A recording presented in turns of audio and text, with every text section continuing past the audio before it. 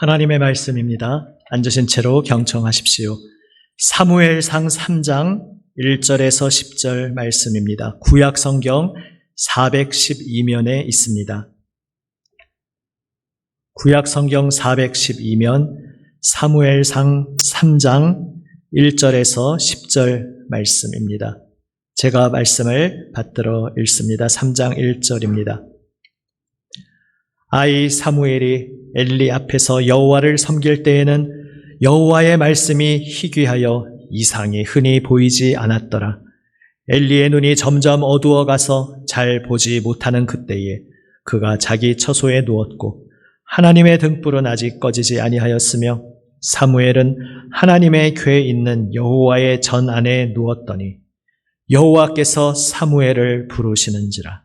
그가 대답하되 내가 여기 있나이다 하고 엘리에게로 달려가서 이르되 당신이 나를 부르셨기로 내가 여기 있나이다 하니 그가 이르되 나는 부르지 아니하였으니 다시 누우라 하는지라. 그가 가서 누웠더니 여호와께서 다시 사무엘을 부르시는지라. 사무엘이 일어나 엘리에게로 가서 이르되 당신이 나를 부르셨기로 내가 여기 있나이다 하니 그가 대답하되 내 아들아 내가 부르지 아니하였으니 다시 누우라 하니라.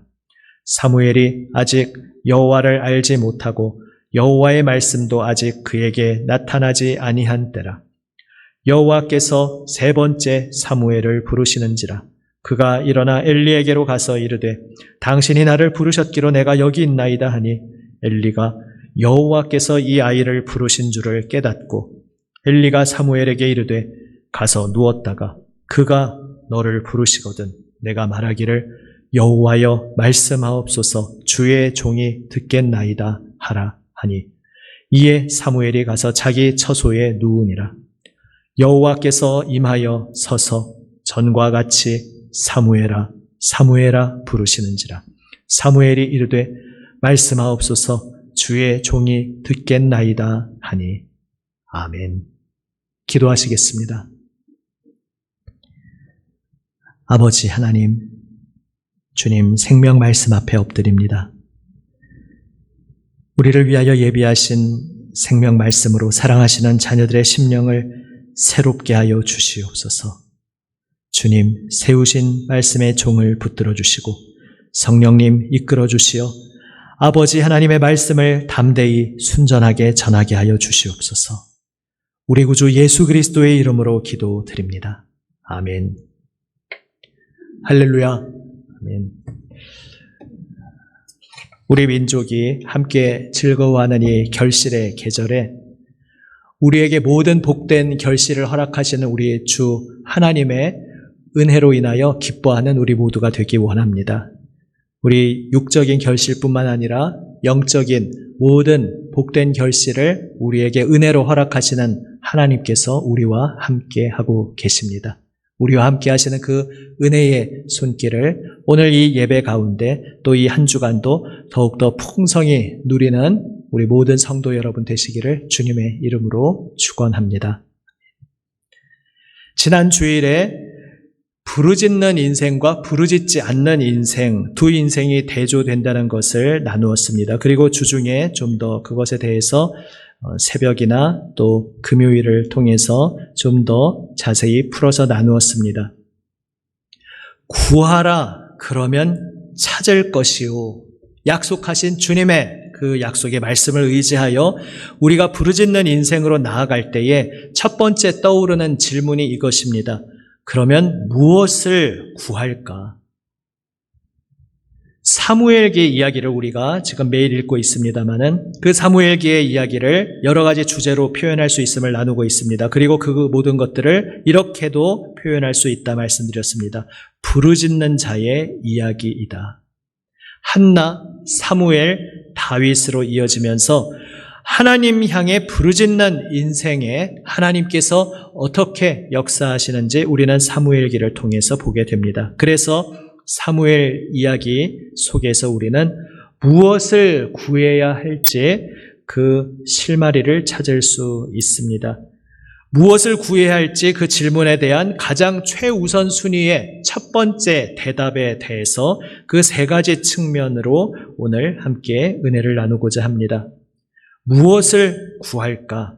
첫 번째로 우리는 주님을 알도록 기도해야 합니다. 먼저 주님을 만나야 합니다. 주님을 알아야 합니다.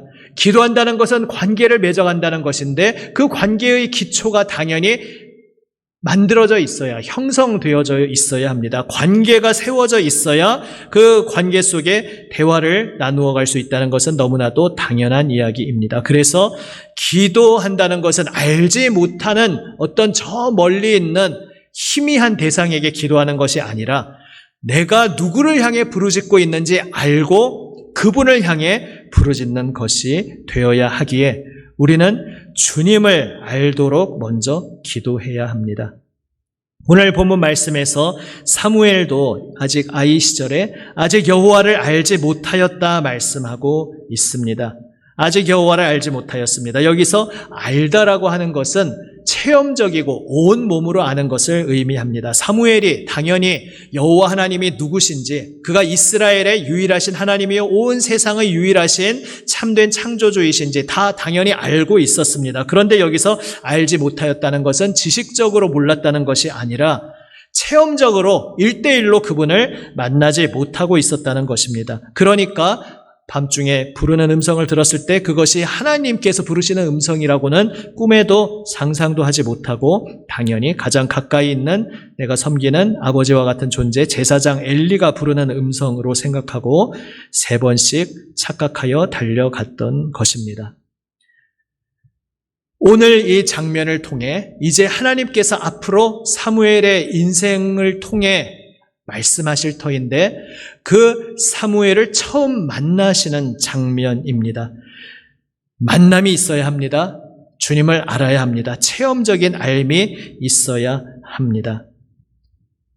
물론 이것은 사무엘 본인이 기도할 제목은 아니었습니다. 하나님을 알지 못하는데 내가 하나님을 알게 해주십시오라는 기도가 나올 수가 없습니다. 그 기도 자체가 하나님을 알아야 나오는 기도이기 때문입니다.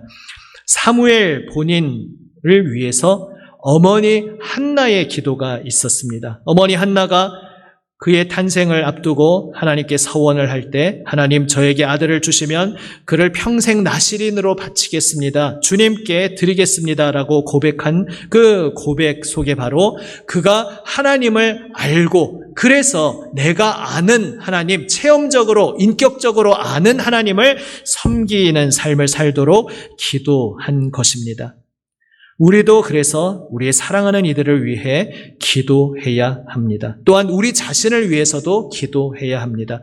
내 사랑하는 이들 가운데 아직 주님을 알지 못하느니 인격적으로, 체험적으로 1대1로 알지 못하는 이들을 위해서 우리는 그 무엇보다도 그의 여러 가지 건강이나 가정, 일터의 형통함이나 많은 우리가 기도의 제목으로 기도할 수 있지만은 절대 빠뜨려서는 안 되는 최우선 순위, 가장 바탕이 되는 제목이 그가 주님을 인격적으로, 체험적으로 알게 하여 주옵소서 이 기도를 드려야 합니다. 체험적인, 인격적인 알은 나의 영혼이 하나님과 함께 소통하게 되는 대화하게 되는 교제를 나누는 알입니다. 성경에서 말하는 그 히브리어 단어 알다, 야다라는 단어는 그냥 지식적으로 아는 것이 아니라 체험적으로 아는 것을 나타내는 단어입니다. 그래서 많이 들어보셨듯이 창세기 처음 4장에서 아담과 하와가 동침하였다 우리말로 이렇게 번역하고 있습니다. 아담과 하와가 동침함에 아들을 가졌다. 그런데 동침했다는 것은 사실 의역한 것입니다. 히브리어 그대로 직역하면 아담이 하와를 알게 되자 이렇게 되어 있습니다. 이거를 뒤집어서 오해하시는 경우가 있던데요. 알다라는 단어가 동침하다라는 뜻이라는 의미가 아닙니다. 그냥 알다라는 단어를 썼습니다. 그런데 이것이 무엇을 시사하냐 하면은 히브리어에서 알다라는 말 자체가 지식적으로 아는 것에 그치는 동사가 아니라는 것입니다. 그래서 이런 식으로 쓰일 수 있는 것입니다. 이제 우회적으로 점잖게 표현한 것이죠. 그런데 왜 하필 알다라고 표현했냐 하면은 히브리인들에게 있어서 그들의 언어에 있어서 안다라는 것은 그냥 지식적으로 아는 것이 아닙니다. 우리가 어떤 위대한 위인들을 세종대왕을 안다, 이순신 장군을 안다 이렇게 표현하지 않습니까? 하지만 이 히브리어로서 알다라는 그 동사를 쓴다면 우리는 사실 세종대왕을, 이순신 장군을 안다고 할 수 없습니다. 그와 만나서 대면한 적이 없기 때문입니다. 만나서 대화를 나눈 적이 없기 때문입니다. 그런 의미에서, 히브리어의 의미에서는 우리는 그 위인들을 알지 못합니다. 하나님에 대해서도 마찬가지입니다. 여호와 하나님이 누구신지, 성경에서 나타난 그분이 어떤 분이신지, 그리고 우리 아버지, 어머니가, 내가 존경하는 분이 다 잘 섬기고 있는 하나님인지 잘 머리로 알 수 있습니다. 그러나 체험적으로, 경험적으로, 인격적으로 1대1로 대면하여 그분의 음성을 듣고 내가 그분께 말씀드리고 그분과 내가 마주 앉아 대화를 나누는 바로 그러한 알므로 주님께서 우리를 부르고 계십니다. 바로 그것이 구원의 알미기 때문입니다.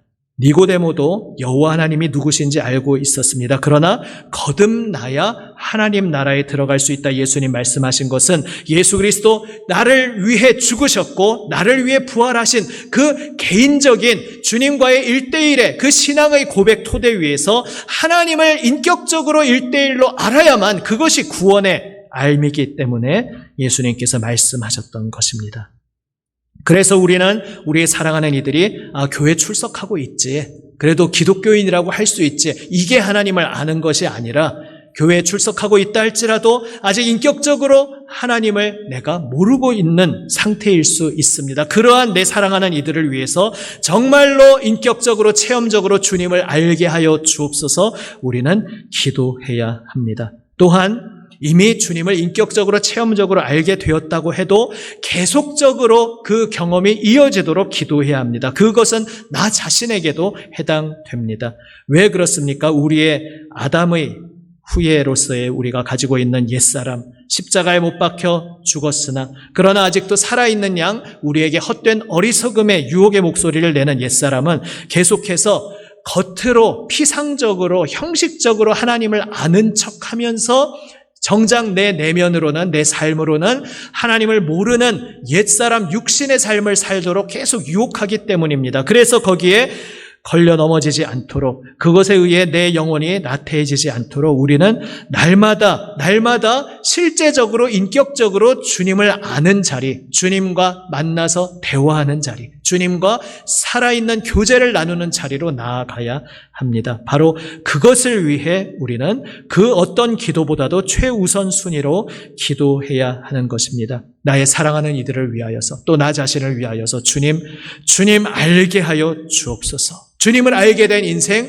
날마다 생생하게 주님을 만나며 주님과 깊은 사귐, 교제를 누리며 살게 하여 주옵소서. 기도하는 우리 모두가 되기 원합니다.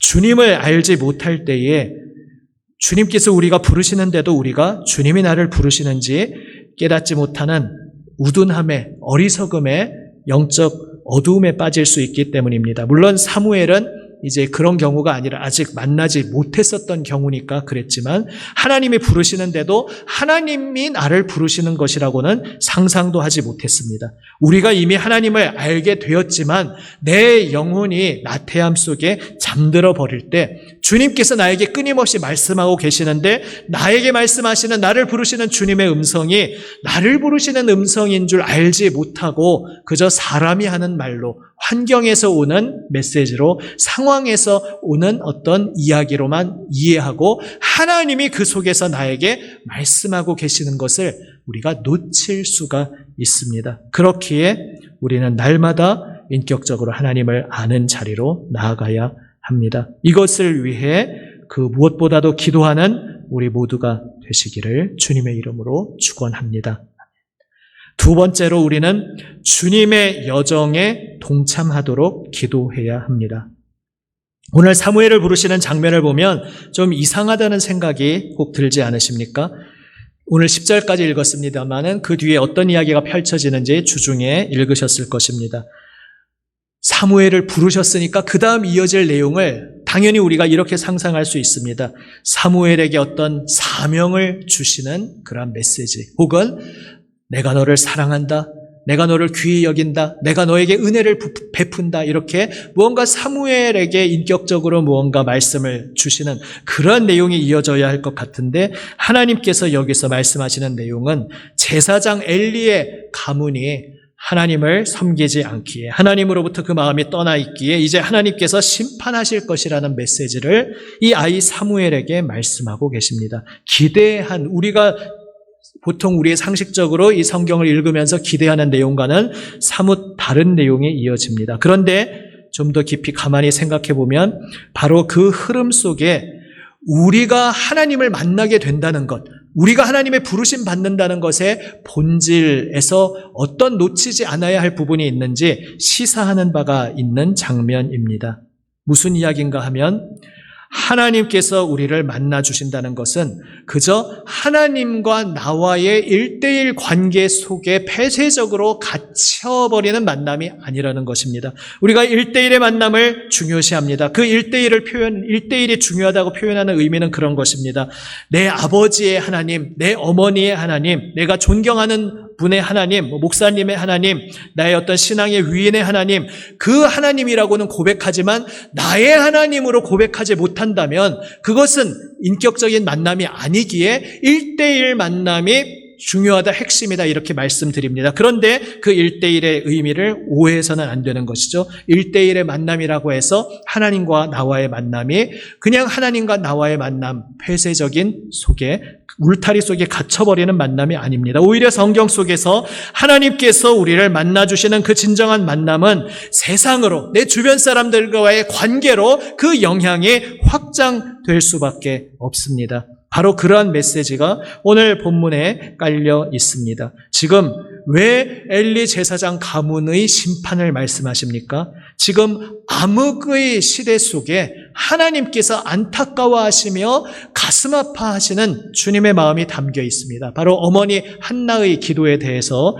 말씀드릴 때 나누었습니다. 어머니 한나의 경우도 그냥 개인의 아픔에서 시작된 기도였을지 모르지만 그 기도 가운데 한나가 하나님의 아픔에, 이 세상을 바라보시는 하나님의 비전에 연결되었음을 말씀드렸습니다. 그래서 하나님 저에게 아들 주시면 제가 하나님께 아들 바치겠습니다. 이것이 이런 의미가 아니라 계속 말씀드렸죠. 하나님 제가 너무 속상하고 너무 억울합니다. 남들 다 있는 것을 제가 못 누려서 억울한데 저에게도 좀 그것 허락해 주십시오. 그러면 저도 하나님께 섭섭지 않게 잘 해드리겠습니다. 이렇게 표현한 것이 아니라는 것이죠.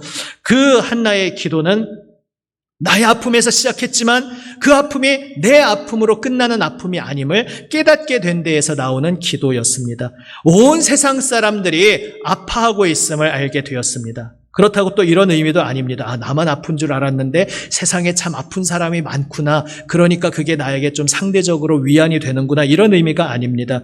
나만 아픈 줄 알았는데 온 세상이 아프더라. 다시 말해 내가 자식이 없었다가 자식이 생기면 그래서 나 개인적으로는 그것이 해결이 되는 문제일지 모르지만 그게 궁극적인 해결이 아니라는 것입니다. 내가 지금 자녀가 없다고 해서 옆 사람으로부터 조롱받고 공격받고 또 그러한 나를 위로한다고 하는 위로조차도 오히려 나에게 상처가 되는 그 총체적 난국의 속에서 그냥 내 아픔이 아니라는 것을 깨닫게 된 것입니다. 이 세상이 지금 모든 사람들이 색깔은 형태는 다를지언정 여러 가지 아픔 속에 잠겨 있는데 그 모든 궁극적인 원인이 우리가 하나님의 생명에서 끊어져 있기 때문이라는 바로 그것을 안 것입니다.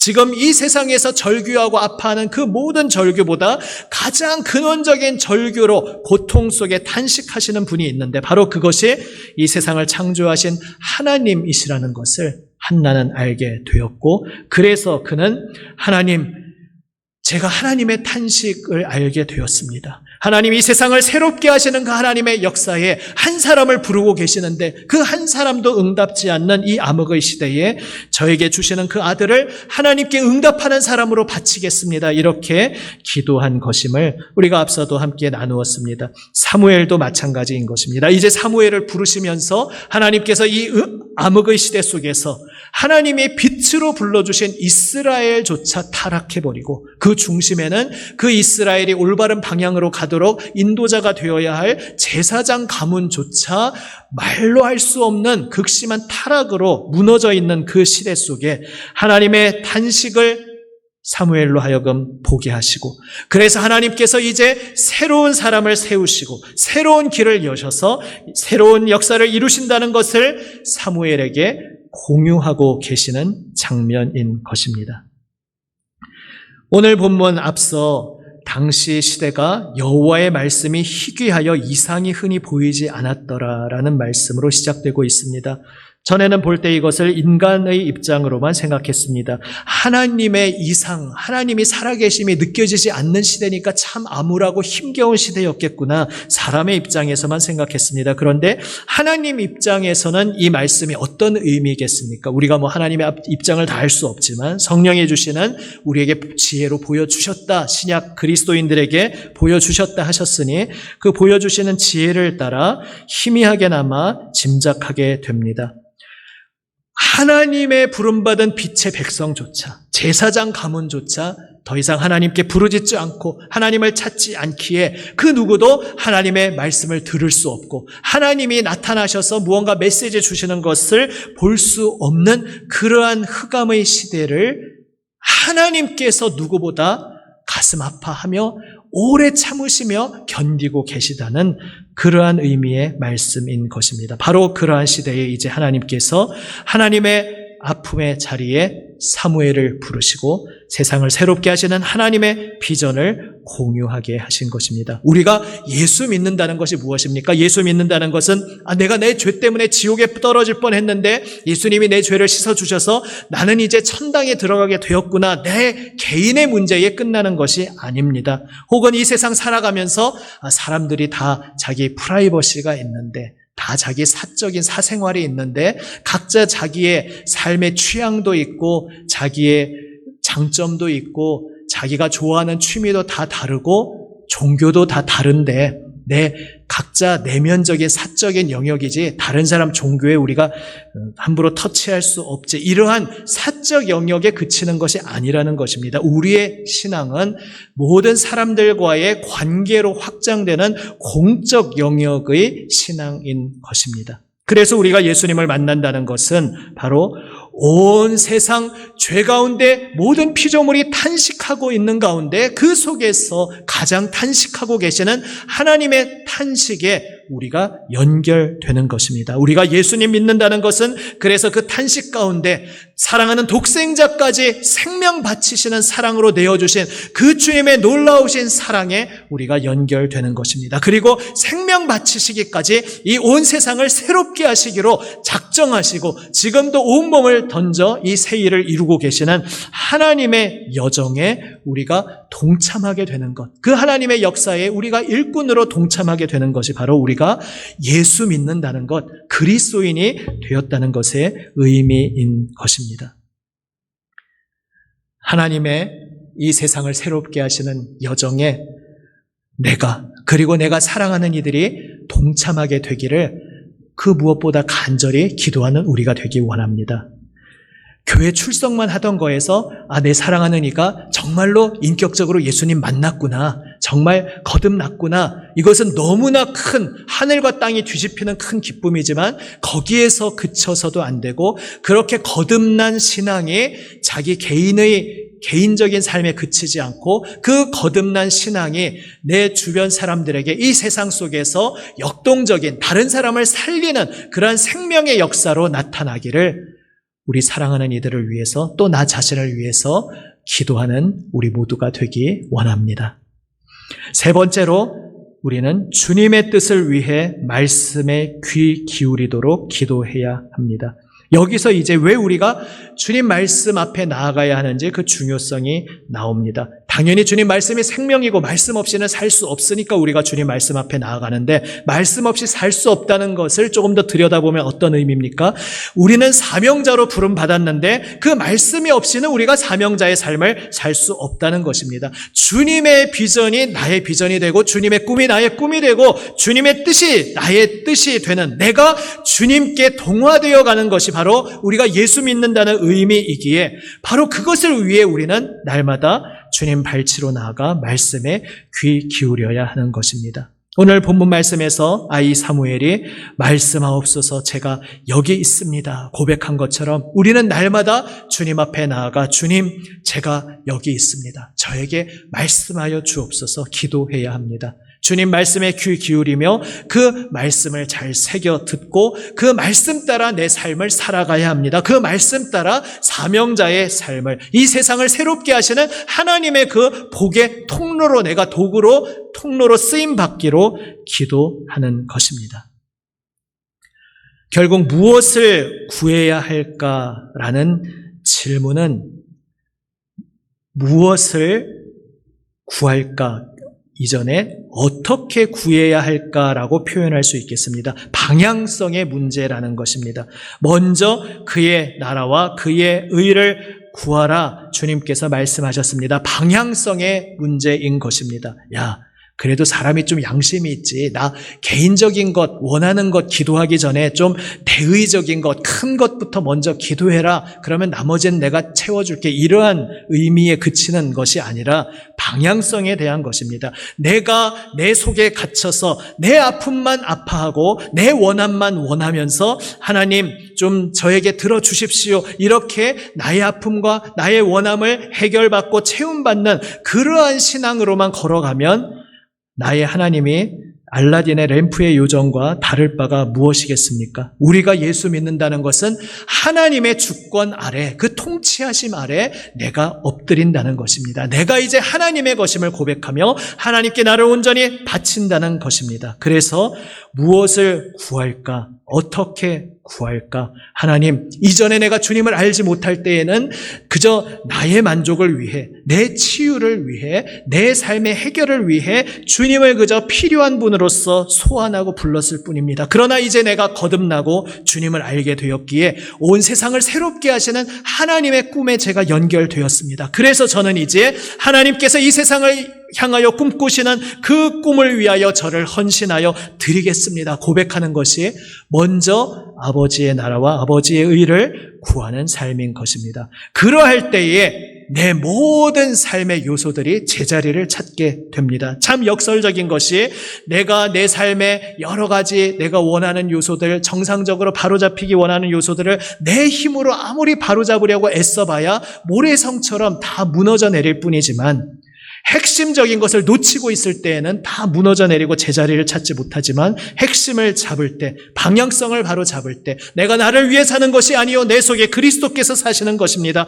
이제 내가 사는 것은 온 세상을 새롭게 하시는 그 하나님의 비전에 동참하는 것입니다 고백하며 그 방향성으로 우리가 걸어갈 때에 내가 치유받기 원했던 나의 삶의 요소들, 내가 채움받기 원했던 내 삶의 모든 각 요소들이 비로소 제자리를 온전히 찾게 되는 것을 우리는 경험하게 됩니다. 이것이 바로 먼저 그의 나라와 그의 의를 구하면 모든 것을 우리에게 더하시겠다 약속하신 말씀의 깊은 의미인 것입니다. 나의 곁에 사랑하는 이들이 주님을 알도록 기도하는 우리 모두가 되기 원합니다. 나 자신과 내 주위의 모든 사람들, 이미 주님을 아는 이가 날마다 주님을 아는 그 자리에서 풍성한 교제를 끊임없이 이어가도록, 그래서 그 속에서 하나님의 비전에 연결되어 하나님의 손길에 그 여정의 나를 드리고 그것을 위해 날마다 주님 말씀 앞에 온 마음을 열고 엎드리는 인생을 살기를 우리는 그 무엇보다 최우선 순위로 기도해야 하겠습니다. 바로 이것이 우리 주님 예수님께서 제자들의 질문에 대해 대답하셨던 그 대답입니다. 제자들이 물었습니다. 주님, 우리가 무엇을 어떻게 기도해야 할지 가르쳐 주십시오. 그때 예수님께서 대답하셨습니다. 너희는 이렇게 기도하라.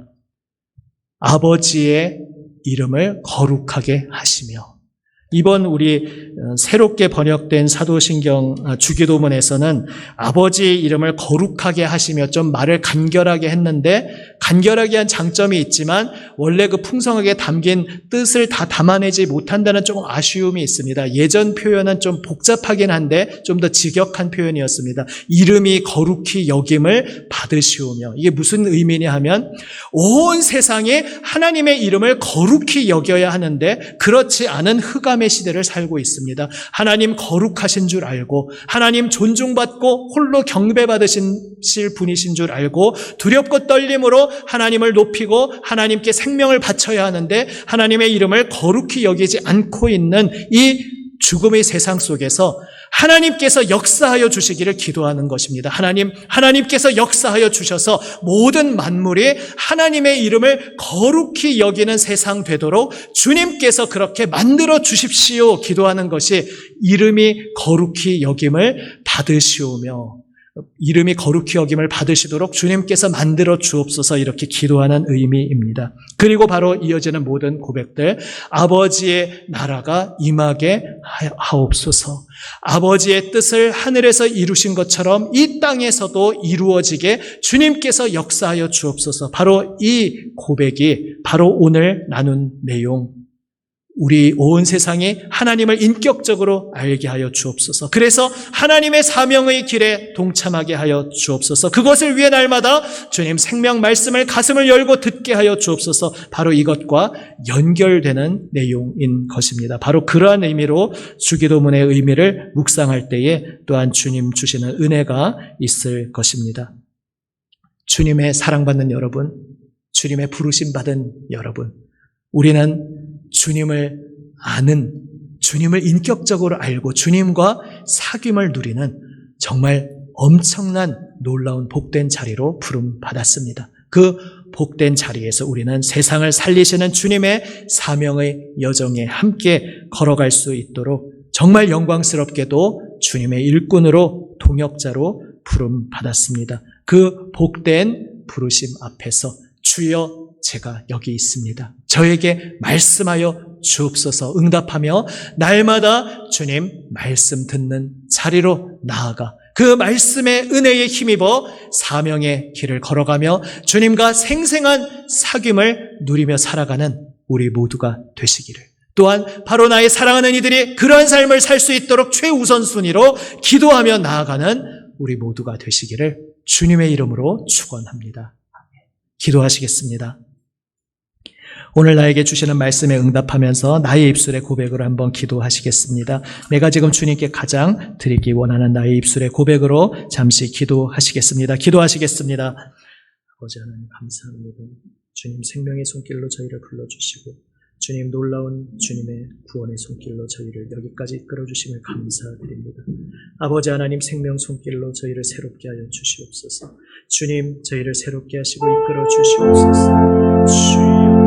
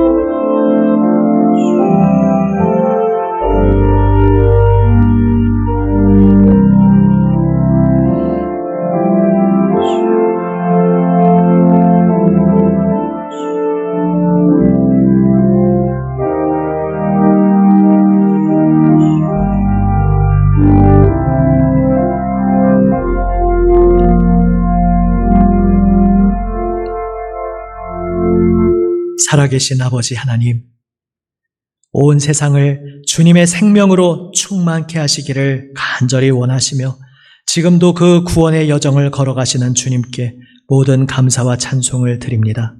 독생자 예수 그리스도 생명 내어 주시기까지 아버지 저희를 사랑하시는 그 사랑으로 저희의 죄를 씻어주시고 저희를 새롭게 하여 주시고 하나님의 거룩하신 임재로 저희를 불러주시니 감사합니다.